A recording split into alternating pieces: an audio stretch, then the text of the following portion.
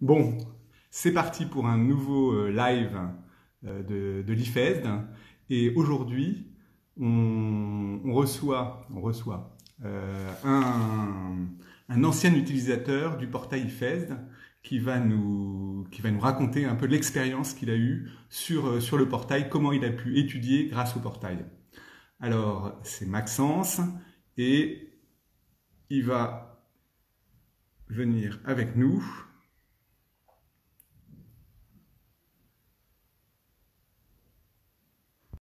Je l'ai invité. Il va nous rejoindre. Et le voilà. Bonjour Maxence, Bonjour. merci d'accepter cet exercice. Alors peut-être dans un premier temps, ce qui serait bien, c'est que vous nous disiez où vous en êtes dans vos études et voilà, qu'est-ce que vous faites. Donc, pas de souci. Donc, moi, je m'appelle Maxence. Je suis à La Rochefoucauld en classe de première. Et donc, j'ai décidé de prendre les spécialités maths et physique l'année prochaine en terminale.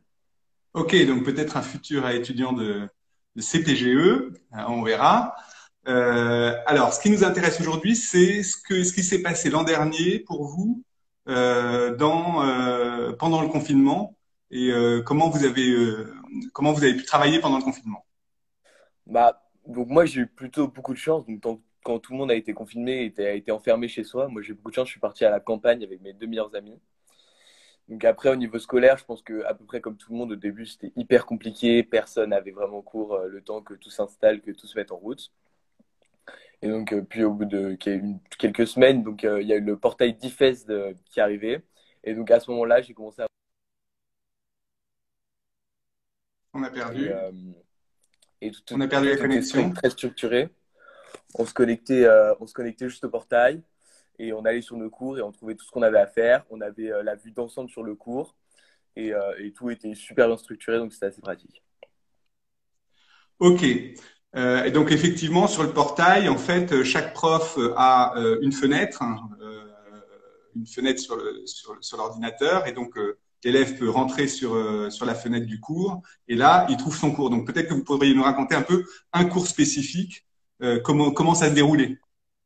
Pas de souci. Donc je peux vous raconter, je sais pas, un cours d'SES par exemple.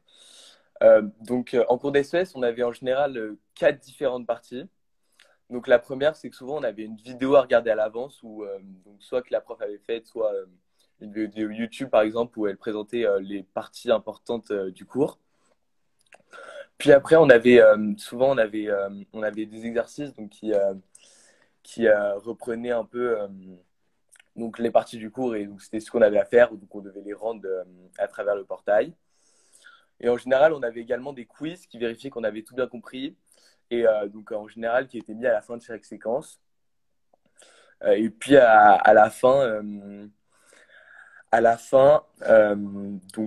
on avait une visio avec les profs qui pouvaient insister sur les points qu'on n'avait pas tout à fait compris.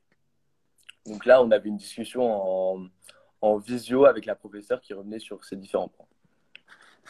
D'accord. Donc là, vous avez parlé en particulier des quiz. Effectivement, c'était un outil qu'on avait donné aux profs qui leur permettait en cours, pendant l'heure, de poser des questions. Tous les élèves répondent en même temps, et donc ils voient ceux qui suivent, ceux qui comprennent, ceux qui comprennent pas. Et donc il y a un retour immédiat sur ce qui se passe pendant le cours de l'autre côté de l'écran. Euh, et alors, vous trouviez que c'était plutôt difficile à suivre ces cours? Quel était votre ressenti par rapport à ces cours? Plutôt au contraire, c'était plutôt difficile de pas suivre les cours. Enfin, c'est bizarre à dire comme ça, mais moi, j'ai jamais autant travaillé. En fait, vu que c'était assez structuré, qu'on avait des choses assez précises à faire euh, dans un ordre de choses à faire, on était un peu obligé de tout faire pour passer d'une partie à l'autre. Et en plus, le prof voit tout. Donc, il sait exactement si on avait suivi ou fait ces différents exercices, vu ces différentes vidéos. Et il voyait assez vite si on avait compris ou pas à travers les quiz mis à la fin des différentes séquences. Et du coup, il revenait, comme je l'ai dit auparavant, sur le point qui avait moins été compris en fin de cours en visio.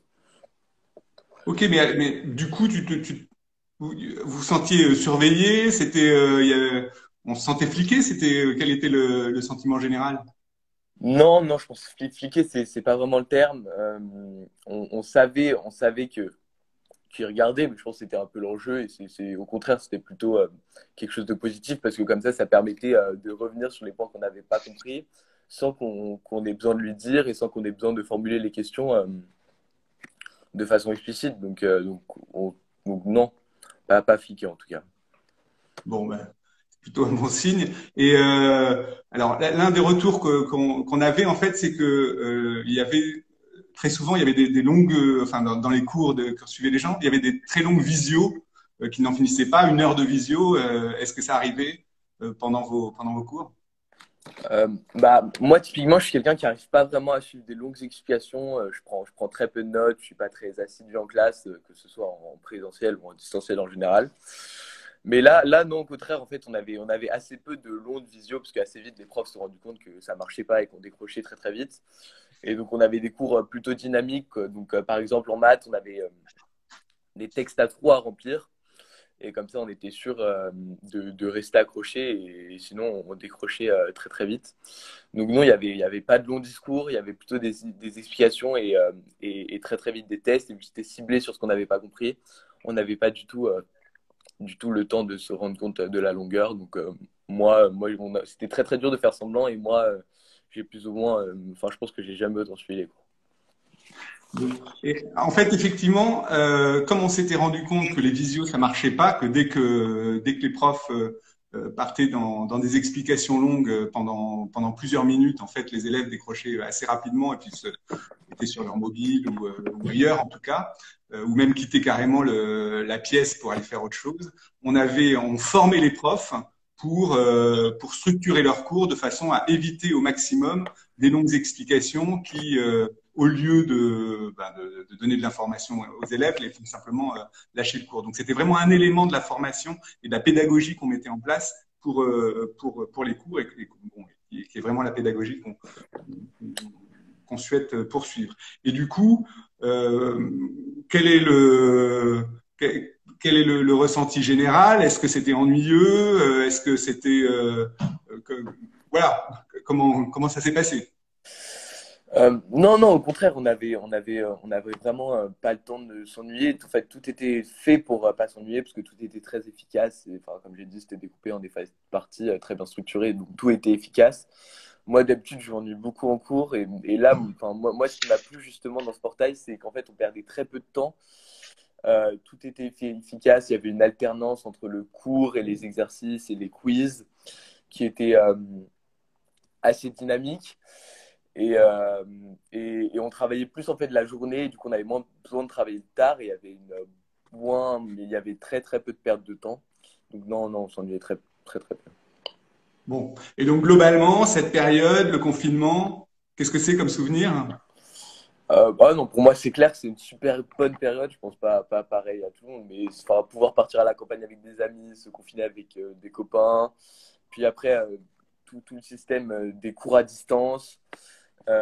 Avec surtout le déconfinement où en fait on avait à la fois ce côté court qui était assez bien suivi et donc qui était pratique, mais aussi en fait on avait beaucoup plus de temps parce qu'on perdait moins de temps dans les transports, il y avait moins de temps perdu dans du blabla entre guillemets. Et du coup, au final, on avait plus de temps libre, plus de temps pour voir ses potes, pour faire ce qu'on voulait. Donc, non, moi, je pense que c'était très clairement une des meilleures périodes de ma vie. Ok, ben, Maxence, merci pour ce partage d'expérience. Ça va peut-être donner des idées à d'autres.